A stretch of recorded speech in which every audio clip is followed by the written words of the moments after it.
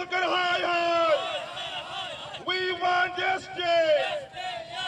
We want justice. আজি আমি কেন্দ্রীয় সমিতি আচার নির্দেশ মর্মে আর ওদালগুৰি জিলা সমিতি আদিবাসী জানি শক্তি সংগতি আমি যৌথভাৱে আজি আমি ওদালগুৰি জিলাত আমি সজাগতা ৰেলী উলিয়াইছোঁ আৰু এই সজাগতা ৰেলীৰ মেইন যেটো উদ্দেশ্য আপোনালোকে জানেই যে অসমত বিজেপি চৰকাৰ বিটিআৰতো মিত্ৰজোঁটৰ চৰকাৰ দিল্লীত বিজেপি চৰকাৰ কেন্দ্ৰীয় চৰকাৰ তাৰ পিছতো আমাৰ যি আদিবাসী অসমত বসবাস কৰি থকা খাটি খোৱা শোষিত নিষ্পেষিত এই আদিবাসী জনগোষ্ঠীৰ যিবিলাক জ্বলন্ত সমস্যাবিলাক আছে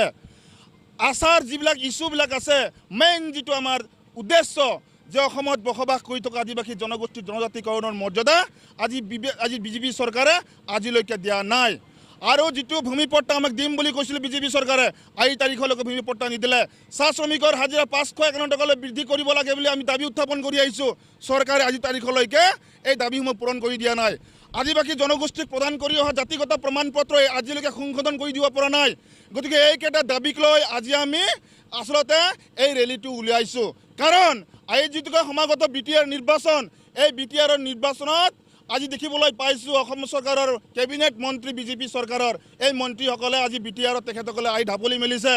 আৰু আদিবাসী অধ্যুষিত অঞ্চলত গৈ তেখেতসকলে ভোট ভিক্ষা বিচাৰিছে গতিকে আদিবাসী ছাত্ৰ সন্থাই আজি আমি কৈ দিব বিচাৰিছোঁ বিজেপি চৰকাৰক যে আপোনালোকে বিগত সময়ৰ যিবিলাক নিৰ্বাচন পাৰ হৈ গ'ল সেই নিৰ্বাচনৰ যিবিলাক প্ৰতিশ্ৰুতি আছিল ইস্তাহাৰত আপোনালোকে ডাঙৰ ডাঙৰকৈ লিখিছিল গেৰুৱা ৰঙেৰে সেই প্ৰতিশ্ৰুতি ক'ত গ'ল গতিকে আমি বিজেপি চৰকাৰক আমি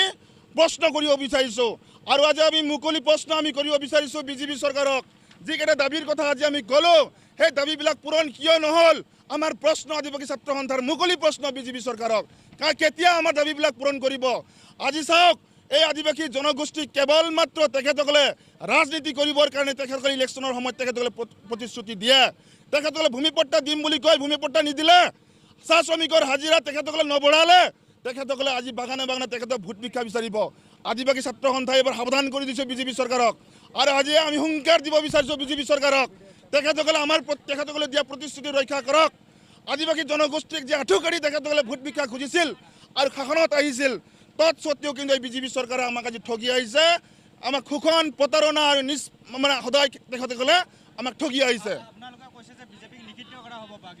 নিশ্চিতভাৱে এই বিটিআৰ নিৰ্বাচনত কিন্তু বিজেপিক আমি একেবাৰে নিষিদ্ধ কৰি দিছোঁ বাগান অঞ্চলবিলাকত আদিবাসী অধ্যুষিত অঞ্চলবিলাক নিষিদ্ধ কৰি দিছোঁ আৰু যদি বলপূৰ্বকভাৱে যদি আহি তেখেতসকলে মিটিং কৰে বলপূৰ্বকভাৱে যদি আহি আদিবাসীৰ ওচৰত যদি আঁঠুকাঢ়ি ভোট ভিক্ষা খুজিব তেতিয়াহ'লে কিন্তু যুদ্ধ এখন হ'ব এইটো স্পষ্ট আদিবাসী ছাত্ৰ সন্থা আৰু বিজেপিৰ লগত যুদ্ধ হ'ব আৰু গণতান্ত্ৰিক যুদ্ধ হ'ব এয়া সেইকাৰণে আমি বিজেপি চৰকাৰক কৈ দিব বিচাৰিছোঁ আমাৰ যিবিলাক দাবী আছে দাবীবিলাক পূৰণ কৰক তেতিয়াহ'লে আপোনালোকৰ যুক্তি থাকিব আমাৰ ওচৰত ভোট ল'বৰ কাৰণে এইখন স্পষ্ট কৰি দিছোঁ আজি আদিবাসী ছাত্ৰ সন্থাই